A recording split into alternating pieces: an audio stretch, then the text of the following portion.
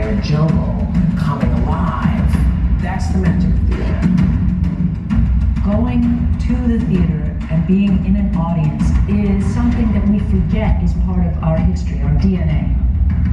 To believe in something bigger than yourself, I think that's the magic of Broadway, because to see 100 people on a stage in unison, it makes you believe in the impossible.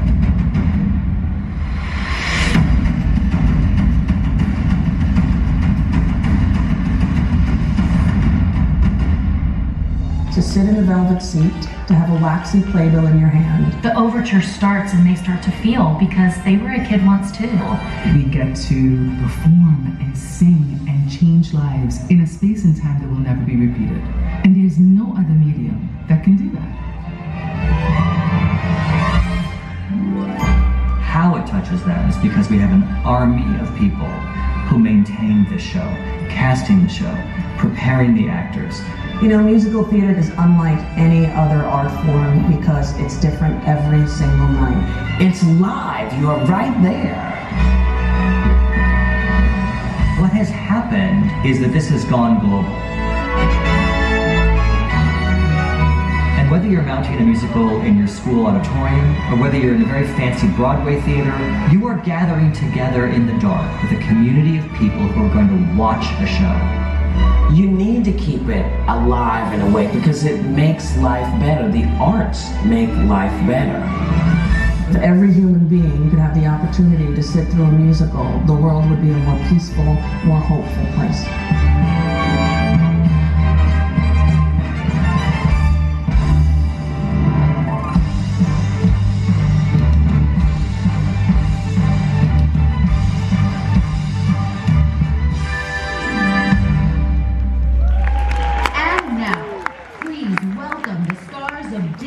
Broadway's Mary Poppins and the Lion King, Ashley Brown and L.Steven Taylor.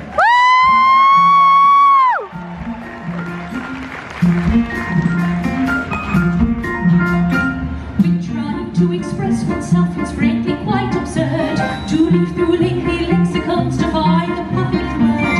A little spontaneity keeps conversation clean. You and me to find a way to say precisely what you mean. Supercalifragilisticexpialidocious, even though the sound of it is something quite atrocious. If you say it loud enough, you'll only sound precocious.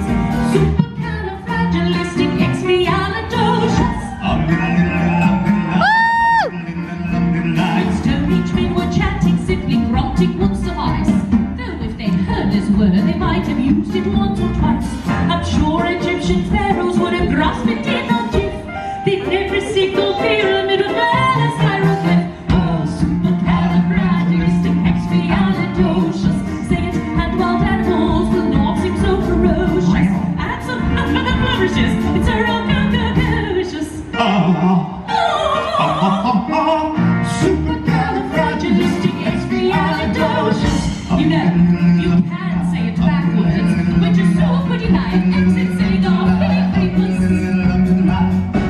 So if the cat has got your tongue, there's no need for dismay. Just sum it up this word and then you've got a lot to say. Pick out those 18 continents and 16 laws as well, and put them in an order which is very hard to spell. SUPERCALIFRAGILISTICEXPIALIDOCIOUS. It's hard to spell for everybody except Miss Ashley Brown right here. Supercalifragilisticexpialidocious.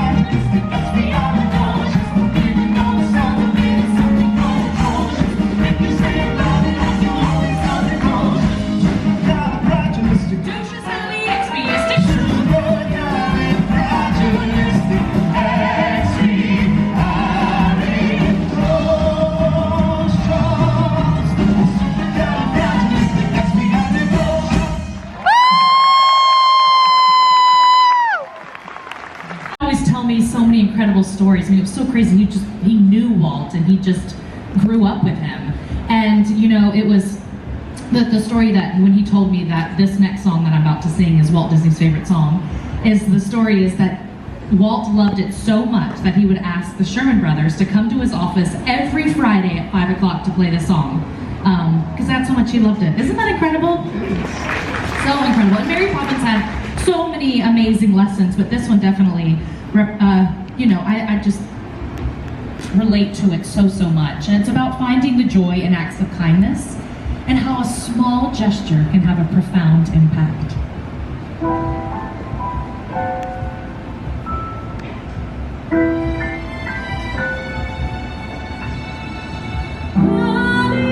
Each day to the steps of St. Paul's, a little old bird woman comes. In her own special way, to the people she calls. Come, buy my bags full of crumbs. Come, feed the little birds, show them you care, and you will be glad if you do. Their young ones are hungry, their nests are so bare. All it takes is tuppence from you.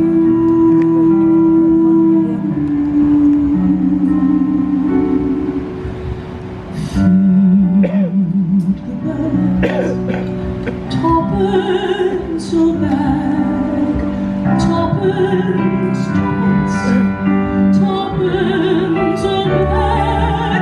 Feed the birds, that's what she cries, while overhead our birds fill the skies.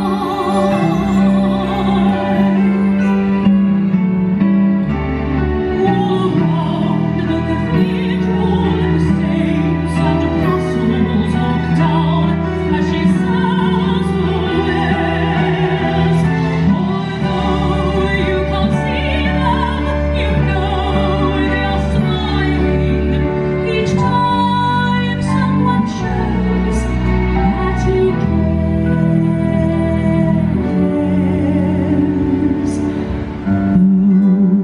Her words are simple as schedules are so we're like, I feel like when you're in Disney World, like, is there a calendar? No. I think my calendar, it just doesn't even exist. Okay, so where were we before I started feeding those birds? Oh yes, we were talking about Broadway royalty. That's right. Broadway royalty, Miss Ashley Brown, original Mary Poppins on Broadway. In the flesh. I think they know that by now, you know, but I'm not talking about me, I'm talking about you. See, they're wooing because they know that they are in the presence of the current King Mufasa and the Lion King. Yes, and what's even more impressive than that is he's been ruling the Broadway stage for 9 years. Oh man, that is so impressive. What has that journey been like for you? It's been incredible, Ashley, honestly. I mean, so much self-discovery in those 18 years, 9 years is Mufasa. Yeah, 18 years, right, Jen? Something like that. But, wow, that's older than some of the people in the audience. That is true, and I always gauge it. You know, my son was 3 when I started the show, and he's 22 now. So that's how I keep him out. I know. I know. But it's wild because, you know, playing the role of Mufasa has impacted who I am as a father as much as being a father has impacted how I play this role. And this next song is deeply rooted in family for me. I was raised by my grandmother in Indianapolis, and I was just about to go on to sing this next song when I learned that she had passed away. And so this song serves as a reminder and a celebration of my ongoing relationship with her whenever I get to sing it.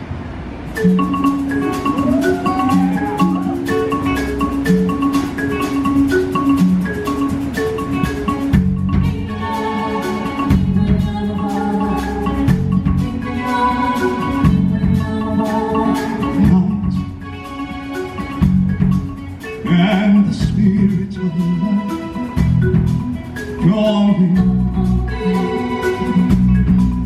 of death, and a voice with the fear of child asking